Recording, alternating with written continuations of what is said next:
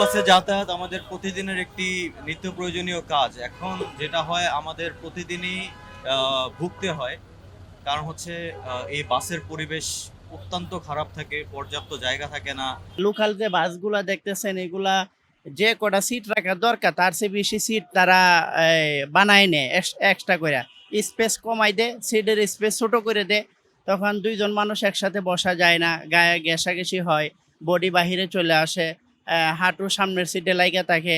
তারপরে পাশাপাশি যদি আর একটা সিটে যদি একজন মহিলা বসে তখন নিজের কাছে একটু খারাপ লাগে। বাসে আপনার সিট তো নোংরা থাকেই, সাথে আপনার অনেক ভিড়, যেগুলো আপনার বাসে তো পা ফেলার জায়গায় থাকে না। এক আর দ্বিতীয়ত এরা হচ্ছে আপনার বাসের যে মেন স্টপেজ পর্যন্ত গাড়ি দাঁড়ায় না। হ্যাঁ, মেন স্টপেজ গাড়িতে দাঁড়ায় না, আর ওখানে মানুষও আর সেভাবে দাঁড়ায় না এই কারণে। আর ওদের যে ভাড়াটা হচ্ছে আপনার ওরা সবসময় বেশি নেয়।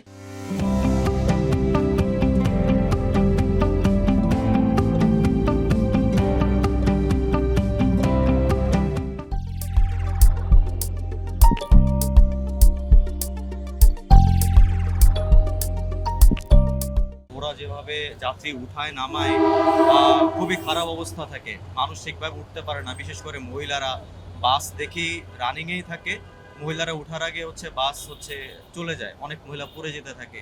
কোনো সময় তো আমরা যাই একেবারে খাড় হয়ে যাও নাগে, বইয়েও যাইতে পারি না। এক সিটের মধ্যে দুইজনে বই আই, একটু কষ্ট করে আই, তাও ভাড়া বেশি চায়।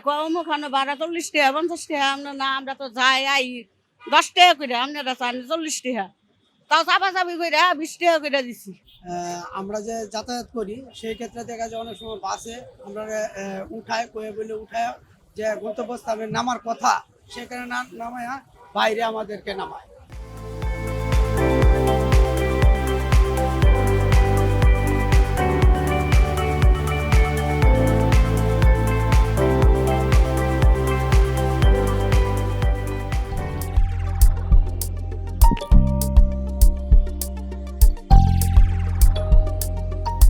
না, ওরকম তো সেবা পাচ্ছি না। আমরা এই যে উত্তরা থেকে আসলাম, এই বাসের আপনার দাঁড়ায় থাকে, আসা লাগে আপনার।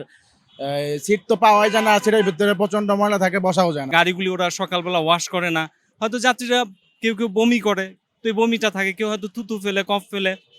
তো এই যে মানে বা কারো পায়ের জুতায় ময়লা উঠে, তো এগুলি প্রতিদিন যদি সকালে একবার করে পরিষ্কার করে তাহলে হয়তো মানে গাড়িটা পরিষ্কার থাকে। তাদের জন্য ভালো যে গাড়িটা একটু বেশি সার্ভিস দিতে পারবে, মালিকের জন্য ভালো যে এটা ফিটনেসটা ভালো থাকলো। কিন্তু ওরা তো ওই যে বছরে একবার বিআরটিতে ফিটনেস চেক করাতে যায়, এর জন্য ওরা আর এগুলির মানে কোনো কেয়ার করে না। বাস যেগুলো আছে এগুলো একবার মানে বানানোর পরে সেটার শুধু মানে রং করা হয়, কিন্তু এছাড়া ধরেন কোনোটার পিছন থেকে একটা উঠে গেছে, একটা সিট উঠে গেছে, ওটা লাগানোর দরকার নাই। আর সিটের উপরে একটা মানে কাভার লাগানো থাকে, এটা মানে যেদিন থেকে বানাইছে তারপর থেকে এটা পানির যে কি জিনিস এটা মানে দেখে নেয় কোনোদিন।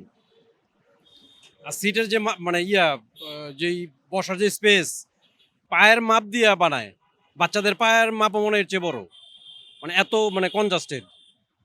তো এগুলো দেখার তো কেউ নাই। আমি ঢাকা আছি প্রায় 30 বছরের উপরে, আমি 30 বছর যাবত এই দেখতেছি, কোনো উন্নতি নাই। সরকার আসে, সরকার যায়, কিন্তু এগুলাকে দেখার কোনো মানে লোক নাই।